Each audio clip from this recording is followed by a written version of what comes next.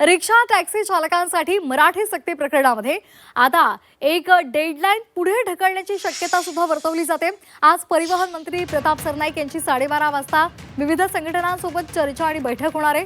मंत्रालयामध्ये 4थ्या मजल्यावर ही बैठक आयोजित करण्यात आलेली आहे। या बैठकीमध्ये किमान 3 ते 6 महिन्यांचा कालावधी टॅक्सी रिक्षा चालकांना दिला जाईल, यासाठी संघटनांनी भर दिलेला आहे।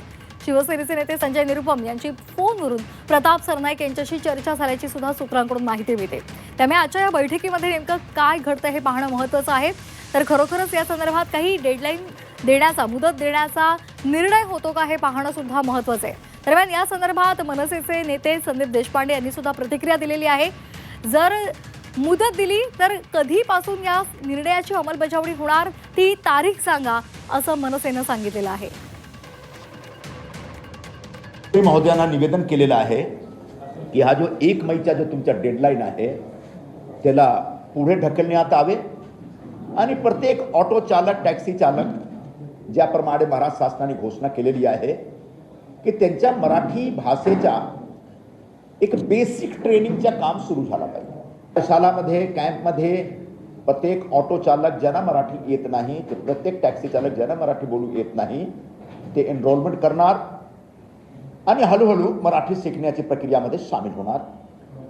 आणि याच्यासाठी जेव्हा 1 मेचा डेडलाईन आहे त्याला पुढे ढकलण्यासाठी मी एक मागणी करतो, तुम्ही निवेदन करतो या पत्राच्या माध्यमाने की कमीत कमी 6 महिना आणि जास्तीत जास्त 1 वर्ष असा एक डेडलाईन तुम्ही, असा एक कालावधी तुम्ही ठरवा, म्हणजे सर्वांना कुठल्या प्रकारचे त्रास नाही होईल।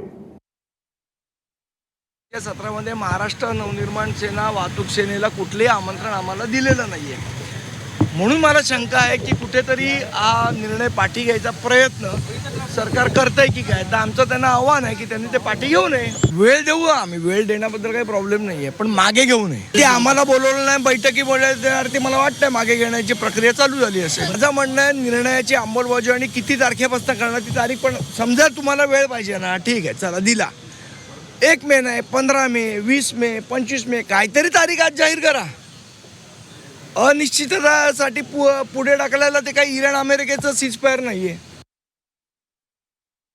अधिक माहितीसाठी आपल्यासोबत जोडले गेलेले आहेत आमचे प्रतिनिधी कपिल राऊत। कपिल, संजय निरुपम यांची प्रतिक्रिया आपण पाहिलेली आहे आणि त्याचबरोबर शशांक राव यांचा संघटनेचा सुद्धा या निर्णयाला विरोध आहे। त्यामुळे आज जी बैठक आहे ती खूप महत्त्वाची ठरणार आहे। काय वाटतं, हा निर्णय पुढे त्याला मुदत दिली जाऊ शकते असं सुद्धा समजतंय? काय आपल्याविषयी अधिकचा तपशील आहे?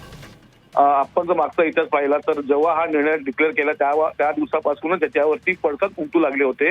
मग संजय निरुपम असतील, मनसेकडनं पॉझिटिव्हली पडसाद उमटले होते, पण संजय निरुपम असतील आणि काही संघटना आहेत त्यांनी याला विरोध दर्शवला होता, कारण की एवढा वेळ कमी मिळतोय आणि एवढ्या कमी वेळात हे शक्य नाहीये। तर आजची जी बैठक आहे या बैठकीमध्ये खरं तर वेळ वाढवण्यासाठी प्रयत्न केला जाईल। वेळ म्हणजे 3 ते 6 महिन्याचा कालावधी वाढवून आम्ही त्या कालावधीमधनं जे काही वाहन चालक आहेत ते मराठी शिकू शकतात, जी व्यावहारिक मराठी ज्ञान आहे ते आम्ही घेऊ शकतो आणि त्यासाठी आम्हाला कालावधी व्हावा, अशी एक महत्त्वाची मागणी संजय निरुपम आणि काही संघटना प्रताप सरनाईक जे मंत्री आहेत त्यांच्यासमोर ठेवू शकतात आणि याच्यावरती फेरविचार केला जाऊ शकतो आणि हा कालावधी वाढू शकतो। परंतु प्रताप सरनाईक जे मंत्री आहेत ते ठाम आहेत की हा जो निर्णय घेतलाय त्या निर्णयावर मी ठाम आहे, फक्त कालावधी वाढू शकतो असं त्यांची भूमिका आहे। आता या भूमिकेतनं काय समोर येतं हे आपल्या काही वेळातच कळणार आहे। या संदर्भात प्रताप सरनाईक आणि संजय निरुपम यांच्या फोनवरती चर्चाही झाली असंही सूत्रांची माहिती समोर येत आहे। त्यामुळे आता काय भूमिका प्रताप सरनाईक घेत आहेत, ते विभाग घेत आहेत, याकडे सर्वांचं लक्ष लागलेलं आहे। अगदी त्यामुळे 12:30 वाजता या बैठकीचं आयोजन करण्यात आलेलं आहे आणि या बैठकीकडे आता लक्ष लागलेलं आहे। काय नेमका निर्णय होतो हे पाहणं महत्त्वाचं आहे। धन्यवाद कपिल दिलेल्या माहितीसाठी।